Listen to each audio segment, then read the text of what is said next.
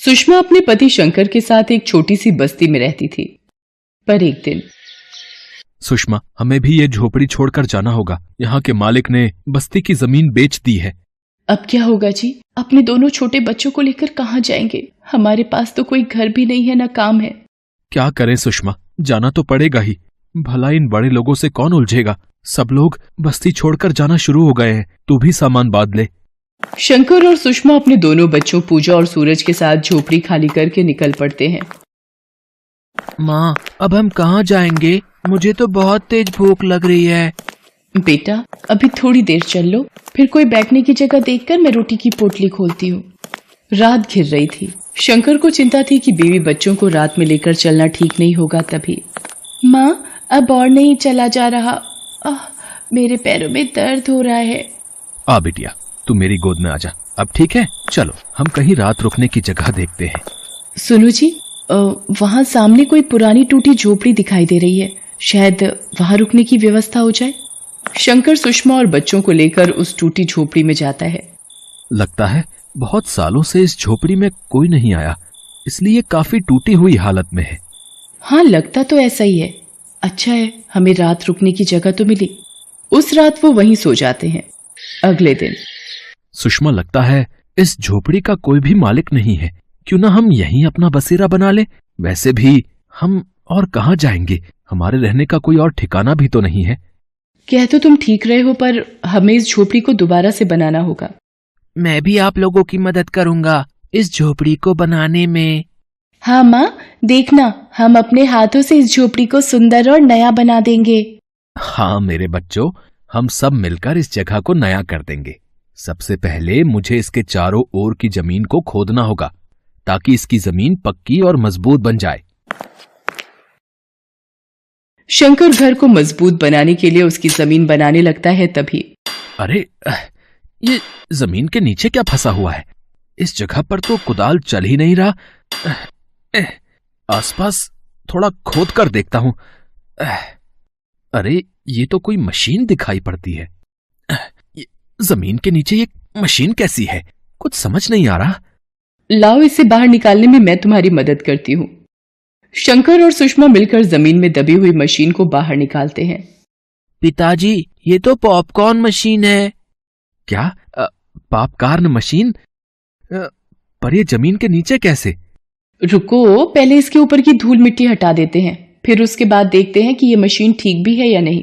थोड़ा पानी लेकर आती हूँ, फिर इस मशीन को साफ कर दूंगी। सुषमा मशीन को साफ करती है। सुषमा, तुम्हारे पास कुछ मकई के दाने रखे थे ना? जाओ जरा लेकर तो आओ, इस मशीन को चलाकर देखते हैं। पर पिताजी, मशीन को तो गर्म करना पड़ता है, तब मकई के दाने से पॉपकॉर्न तैयार होता है।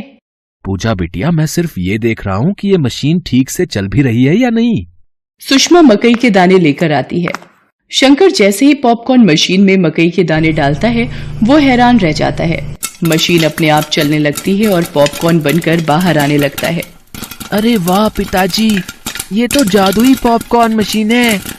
सुषमा, जरा और मक्के के दाने लेके आना।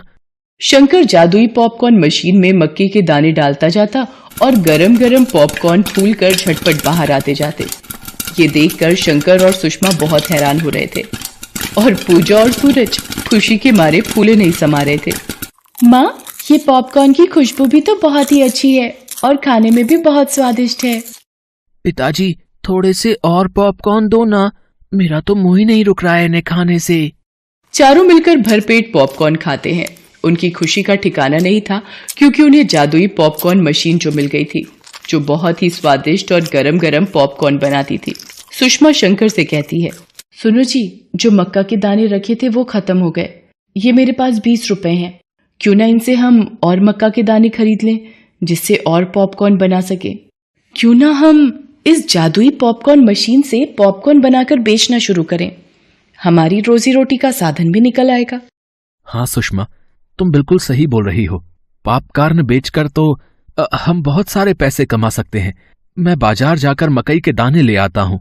शंकर बाजार से और मकई के दाने खरीद लाता है, फिर वो पॉपकॉर्न बनाते हैं। अब तो शंकर और सुषमा रोजाना उस जादुई पॉपकॉर्न मशीन से पॉपकॉर्न बनाते और बेचते। इससे उनकी अच्छी कमाई भी होने लगी थी। धीरे धीरे शंकर ने एक दुकान खोल ली। अब तो उसकी दुकान पर पॉपकॉर्न खरीद कर खाने वालों की भीड़ लगी रहती थी, जिससे शंकर की कमाई बहुत अच्छी हो जाती थी। सुनो जी, अब तो हमारी पॉपकॉर्न की दुकान बहुत अच्छी चल रही है। हम इस झोपड़ी की जगह इसी जगह पर एक पक्का घर बनवा लेते हैं और अब बच्चों को भी स्कूल पढ़ने के लिए डाल देते हैं। ठीक है सुषमा, हम इस झोपड़ी की जगह पक्का घर बनवा लेंगे और बच्चों का स्कूल में नाम भी लिखवा देंगे, और हम चाहे कितने भी अमीर हो जाएं, मगर इस घर को छोड़कर कभी नहीं जाएंगे। आखिर इस जगह से हमें जीवन की सारी खुशियां मिली हैं। उसके बाद शंकर झोपड़ी की जगह पर एक पक्का घर बनवा लेता है। बच्चे भी स्कूल जाने लगते हैं और जादुई पॉपकॉर्न मशीन से तरह तरह के स्वाद के पॉपकॉर्न बनाकर शंकर और सुषमा खुशी खुशी अपने परिवार के साथ रहने लगते हैं।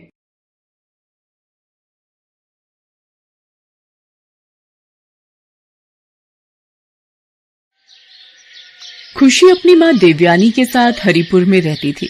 खुशी के पिता नहीं थे, इसलिए देवयानी को खुशी की देखभाल की ज्यादा चिंता रहती थी। मैं चाहती हूँ मेरी बच्ची खुशी को मैं जीवन में हर सुख सुविधा दूं, पर इसके लिए मुझे और मेहनत करनी होगी। मुझे मजदूरी के काम को ज्यादा से ज्यादा करना होगा।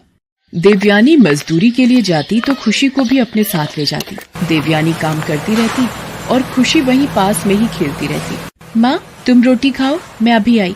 ये ले, रोटी खानी है? भूख लगी है? ठीक है, तू मेरी रोटी खा ले, मैं बाद में खा लूंगी।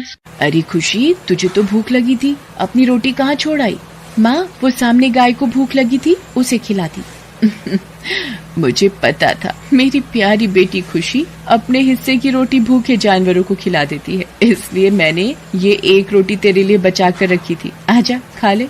देवयानी जानती थी कि खुशी की आदत है वो अपने हिस्से का भोजन भूखे जानवरों को खिला देती है। खुशी को भूखे जानवरों को भोजन खिलाने से बहुत खुशी मिलती है। देवयानी काम करती थी और खुशी रोजाना ही जानवरों को खाना खिलाती थी। एक दिन, खुशी बेटा, आज मुझे काम पर जल्दी आना था, इसलिए मैंने रोटी नहीं बनाई थी। आज हम दोनों ये डबल रोटी खाकर ही गुजारा कर लेंगे। ये ले, तू डबल रोटी खा, तब तक मैं काम निपटा कर आती हूँ।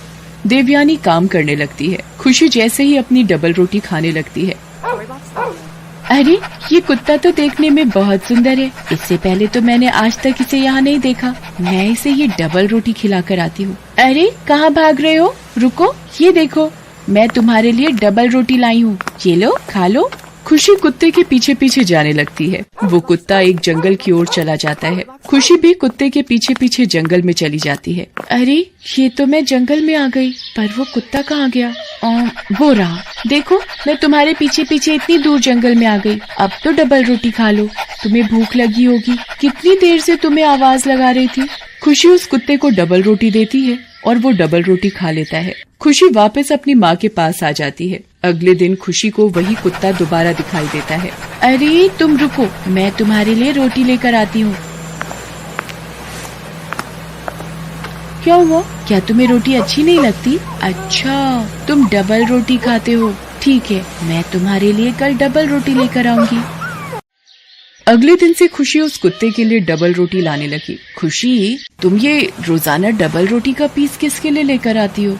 माँ, यहाँ पर एक ऐसा कुत्ता है जिसे डबल रोटी खाना पसंद है, इसीलिए मैं रोजाना एक डबल रोटी का पीस उसे खिला देती हूँ। उसका पेट भर जाता है और वो खुश होकर चला जाता है। चल, ठीक है मेरी बिटिया, मेरा काम खत्म हो गया है, अब हम घर चलते हैं। अगले दिन सुबह के वक्त जब देवयानी काम पर जाने लगती है। क्या हुआ माँ, आज तुम सोकर नहीं उठी? आज काम पर नहीं जाओगी माँ? पता नहीं, सिर में बहुत तेज दर्द हो रहा है और शायद बुखार भी है, तो आज काम पर नहीं जा पाऊंगी। माँ, आप लेटी रहो, मैं आपका सिर दबा देती हूँ।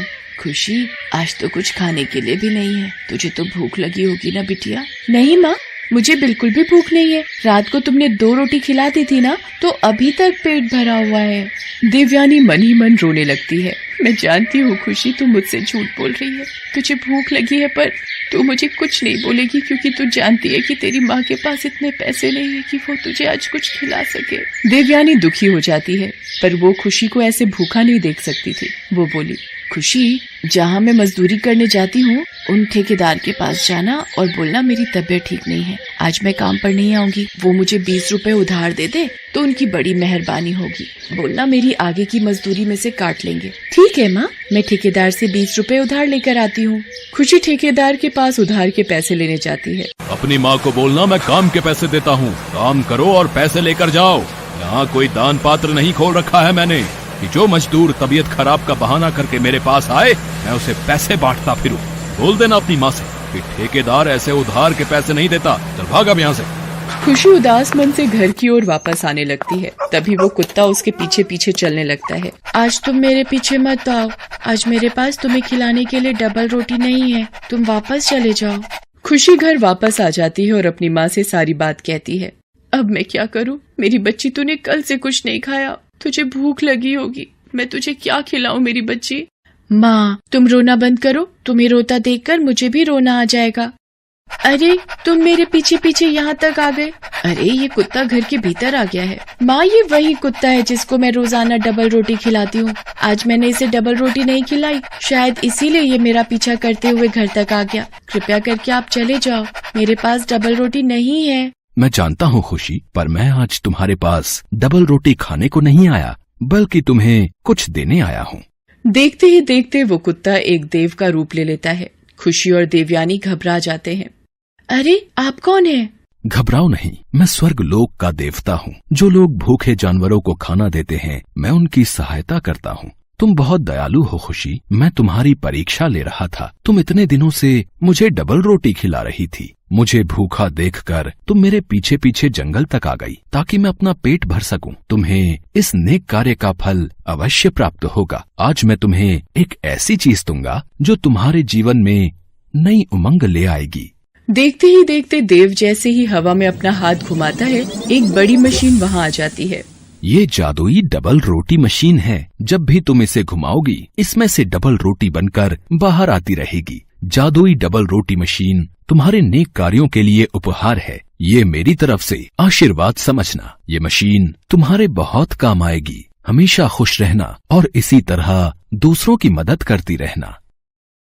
जादुई डबल रोटी मशीन के आने से देवयानी और खुशी की जिंदगी में नई रोशनी आ गई थी। देवयानी और खुशी जादुई डबल रोटी मशीन को घुमाती और ढेर सारी डबल रोटी बनकर बाहर आ जाती। अब कोई भी जरूरतमंद, गरीब और बेसहारा व्यक्ति या फिर कोई भूखा जानवर देवयानी और खुशी के दरवाजे से भूखा नहीं लौटता था। वो कहते हैं ना, जो दूसरों की मदद करता है भगवान स्वयं उसकी मदद को आते हैं। Best buddies. Hello friends. Thanks for watching this video. अगर आपको ये वीडियो पसंद आया है तो प्लीज लाइक, सब्सक्राइब, कमेंट्स करें इस वीडियो पर और हाँ, शेयर करना भी ना भूलें। और भी मजेदार वीडियो देखने के लिए नीचे दिए गए बेल आइकॉन को दबाएं। देखते रहिए बेस्ट बडीज।